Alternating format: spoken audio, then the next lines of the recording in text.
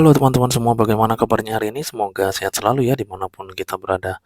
Video kali ini teman-teman kita akan share analisis di XAUSD untuk minggu ini ya. Oke, langsung kita masuk pada time frame weekly. Pada weekly kita coba lihat pola candlestick-nya ya. Jadi kalau kita perhatikan di sini, ini ada candlestick bearish ya. Di sini harga turun lalu kembali naik dan di sini ada respon ya, rejection dari sini. Dari shadow candle pada weekly ini. Nah, nanti kita akan coba cek teman-teman area yang membuat harga ini rejection karena dia closing di bawah daripada shadow candlestick yang ada di sebelahnya, closing body ya. Nah, ini masih ada nih potensi harga rejection ke bawah ya. Nah, di sini kita akan pahami untuk beberapa time frame ya. Jadi nanti kita tahu nih kenaikan ini atau penurunannya itu apa gitu. Apakah dia retracement atau memang itu arah tren globalnya gitu. Jadi kita sekarang coba cek pada time frame daily. Oke, sekarang coba kita cek ini.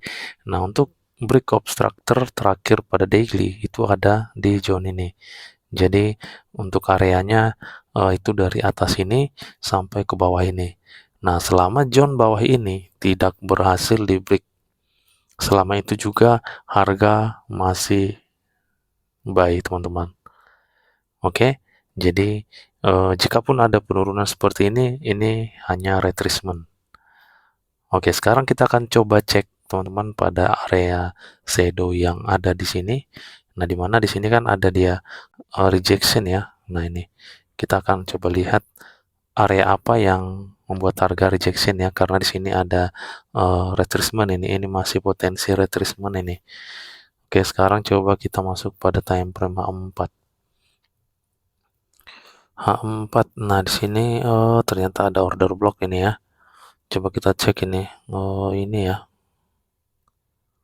Ini sampai ke sini. Nah, itu sudah tidak fresh ya. Dia freshnya di zone ini. Nah, kalau melihat area ini pada H4, dia ini sudah di break ya. Jadi ini sudah full body ini. Nah, ini berarti masih ada area nih di atas dari zone ini. Tetapi dia pada time frame H1 mungkin atau M30. Coba kita cek deh. H1 tidak ya. M30 coba kita masuk ke M30. Nah, pada M30 ya. Jadi di M30 ini kita lihat di sini ada order block ya. Ini area paling atas ini. Nah, ini. Coba kita cek ini. Oke, coba kita lihat apakah dia kena di area itu. Oke, berarti melalui time frame M30 dia ini kena di area imbalance-nya ya, imbalance M30. Jadi harga langsung ada rejection ini. Nah, mungkin di M15 itu ada area ya, tapi di M30 itu merupakan area imbalance. Oke, sekarang coba kita cek melalui time frame H4. Jadi kita akan lihat beberapa time frame ini. Ini tadi break obstructor pada daily ya. Jadi pada H4 ini coba kita cek ini. Berarti dia ada di bawah ini nih. Nah, jadi untuk H4 eksternal strukturnya zone ini ya. Ini batas bawahnya. Kita coba cek ini. Ini adalah change of karakternya ya. Jadi terjadi perubahan harga ya dari penurunan menjadi kenaikan pada time frame H4. Nah, di sini area sini nih semuanya sampai ke atas sana. Ini tidak ada lagi struktur ya pada H4 ya. Jadi dia sampai ke zone area paling tinggi ini. Nah, di sini untuk high-nya itu sudah valid di zone ini ya. Sehingga kita coba cek area entry untuk buy-nya. Nah, di sini dia masuk di area zone ini ya. Ini area yang bagus ini. Dia ada respon dan Sampai saat ini untuk high yang valid ini belum di break. Jadi struktur terakhir pada H4 itu masih change of character di area zone ini. Oke, tentunya harga masih buy ya selama zone area ini belum mampu di break. Nah, sekarang kita coba masuk ke H1-nya ya untuk lebih detail ya. Ini terlalu luas ini untuk area trading range-nya. Kita masuk ke H1. Oke, pada H1 ini coba kita cek ini. Eh, Nah, untuk terakhir di zone ini ya, ini ada high ini yang sudah valid.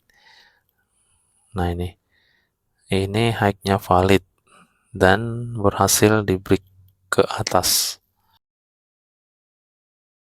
Nah, ini terjadi bos di sini. Nah, lanjut kita ke atasnya.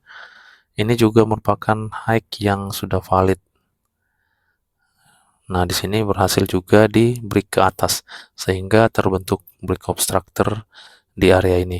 Nah, ini berarti break obstructor terakhir ya, karena di sini harga sudah ada rejection dan trading range kita itu sampai ke zone area ini. Nah, oke. Sekarang kita coba cek untuk high ini dia sudah valid dan sekarang kita tinggal cari zone entry untuk buy. Nah, di sini coba kita langsung marking. Jadi kita nanti memahami pergerakan harga ini. Untuk bias di time frame H1 adalah buy. Dan saat ini harga sudah ada high yang valid. Nah, di sini kita coba cek. Ini dia sudah tidak fresh ya. Dia freshnya ke zone ini. Nah, di sini break ya. Ini langsung tembus ini. Dan harga langsung turun. Ini tidak berhasil ya membuat harga kembali aktif. Nah, kita cek di sini, di bawah ini juga ada ya, tapi sudah tidak fresh di sini dia sudah ada rejection ya. Nah, jadi ini potensinya juga akan di break. Jadi ini masih ada potensi retracement, teman-teman.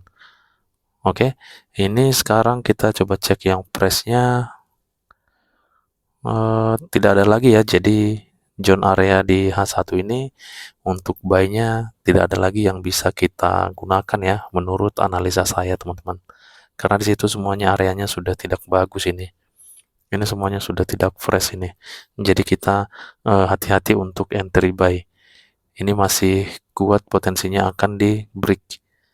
Jadi nanti jika ini di break teman-teman maka terjadi change of character pada time frame H1. Nah, jika hal tersebut terjadi teman-teman, change of character di sini, maka kita masih bisa nih cari area entry buy-nya pada time frame H4-nya teman-teman, karena pada H4 trading range kita itu ada jauh dari zone ini sampai ke zone ini, dan ketika ini di break seperti yang kita lihat di H1, maka kita masih boleh nih melihat area entry yang bagus di zone ini, bahkan sampai ke zone paling bawah di area ini teman-teman. Nah, jadi seperti itu. Di sini coba kita cek aja ya. Kita lihat coba area yang berpotensi untuk buy-nya. Di sini dia tidak ada ya. Nah, ini ada satu nih area yang bisa kita pantau nantinya. Ini area imbalance ya. Ini imbalance area. Nah, di sini. Ini bisa membuat harga kembali rejection ketika sudah menutup imbalance area. Nah, di sini areanya masih fresh. Ini bisa kita cek atau kita pantau. Dan terakhir itu ada di bawah ini. Oke, ini area yang bisa kita pantau teman-teman untuk posisi buy-nya. Nah, sekarang coba kita cek untuk area sell-nya ya. Jadi kita masuk ke M30 nih untuk melihat area sell-nya. Oke, pada M30 ini ada perubahan harga ya. Jadi pada H1 dia masih buy, di M30 dia sudah sell ini. Jadi kita akan lihat break obstructor terakhir pada M30. Dari situ nanti kita akan melihat area entry untuk melakukan sell. Nah, di sini merupakan break obstructor terakhir pada M30. saat ini kita belum mendapatkan untuk low yang valid. Jadi dia low saat ini, dia harus ngebreak ini supaya dia bisa menjadi low yang valid karena ini adalah fallback terdekatnya. Nah, jika nanti dia tidak mampu teman-teman, maka potensinya akan ngebreak zone ini, membuat low yang baru. Jadi kita nanti boleh cek area fallback terdekatnya. Oke, jika nanti dia berhasil teman-teman untuk masuk ke zone ini, berarti low ini adalah valid dan kita boleh cek area entry-nya. Nah, ini kita asumsikan jika ini berhasil di break ya. Jika ini menjadi low yang valid, kita boleh ancang-ancang untuk melihat area yang bisa kita jadikan sebagai area sell-nya. Nah, ini adalah satu area POI, ini bagus ya. Ada imbalance dan juga masih fresh. Berikutnya coba kita cek ini. Ini di area paling atas ini. Nah, ini juga masih fresh ya. Jadi ada dua area di sini yang bisa kita pantau untuk mengambil posisi sell-nya, tentunya di time frame M30 ini. Oke. Ini ancang-ancang untuk mengambil posisi sell-nya. Karena saat ini kita kan belum mendapatkan low yang valid.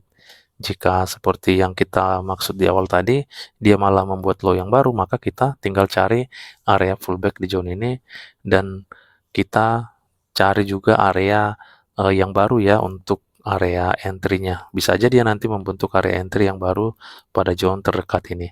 Untuk saat ini yang bisa kita lihat ya seperti ini. Ini hanya ancang-ancang kita jika zone ini menjadi berhasil di break. Maka 1, 2 POI yang bisa kita pantau untuk entry sell. Nah gitu teman-teman. Jadi inilah yang bisa kita pantau ya untuk pergerakan harga di XAUUSD. Selamat merayakan tahun baru untuk kita semua. Semoga sehat selalu ya dan dimudahkan rezeki kita. Amin.